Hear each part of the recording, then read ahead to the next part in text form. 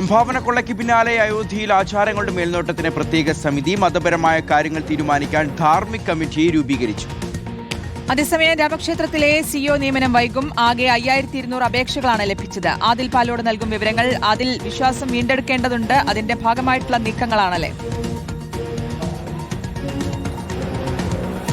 ഉറപ്പായും അങ്ങനെയാണ് ഈ ഘട്ടത്തിൽ വിലയിരുത്തുന്നത്. പ്രത്യേകിച്ച് അയോധ്യയിൽ ഭക്തർ ധാരാളമായി എത്തിയിരുന്നതാണ്. അതിനിടെയാണ് ഭക്തർ നൽകുന്ന സംഭാവനകൾ കൊള്ളയടിക്കപ്പെട്ടു എന്ന രൂപത്തിലുള്ള വാർത്തകൾ പുറത്തു വന്നതും അത് സ്ഥിരീകരിക്കപ്പെടുകയും ചെയ്തത്. അതിന് പിന്നാലെയാണ് വിശ്വാസം നഷ്ടപ്പെട്ടു പോയെങ്കിൽ അത് വീണ്ടെടുക്കാനുള്ള നീക്കങ്ങളുമായി ഇപ്പോൾ ട്രസ്റ്റ് രംഗത്തുള്ളത്. ഇന്നലെ ട്രസ്റ്റിന്റെ നിർണായകമായ യോഗം ചേർന്നിരുന്നു. യോഗത്തിലാണ് വളരെ പ്രധാനപ്പെട്ട ചില തീരുമാനങ്ങൾ ഉണ്ടായത്. ആചാരങ്ങളുടെ മേൽനോട്ടത്തിന് പ്രത്യേക സമിതിയെ നിയോഗിക്കാനുള്ള തീരുമാനമുണ്ടായി.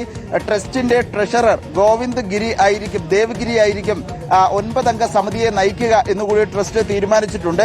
മതപരമായ കാര്യങ്ങൾ ഈ കമ്മിറ്റി ആയിരിക്കും തീരുമാനിക്കുക എന്നുകൂടി ട്രസ്റ്റ് ഇന്നലെ യോഗത്തിൽ ധാരണയായിട്ടുണ്ട്. ഇതിനൊപ്പം തന്നെ സിഇഒ നിയമനം സംബന്ധിച്ചുള്ള ചർച്ചകളുമുണ്ടായി. 5200 അപേക്ഷകളാണ് സിഇഒ പോസ്റ്റിലേക്ക് ആകെ ലഭിച്ചത് എന്നാണ് ട്രസ്റ്റ് വ്യക്തമാക്കുന്നത്.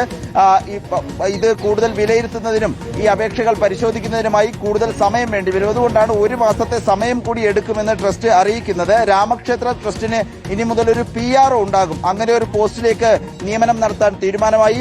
സിഇഒയെ നിയമിക്കുന്നതിനുള്ള സെർച്ച് കമ്മിറ്റിയിലേക്ക് ഒരു സെക്രട്ടറിയെ നിയമിക്കാനും തീരുമാനമുണ്ട്. ഏതായാലും വളരെ പ്രധാനപ്പെട്ട തീരുമാനങ്ങളാണ് ഇന്നലെ ചേർന്ന അയോധ്യ രാമക്ഷേത്രത്തിലെ ട്രസ്റ്റ് യോഗത്തിൽ എടുത്തിട്ടുള്ളത്.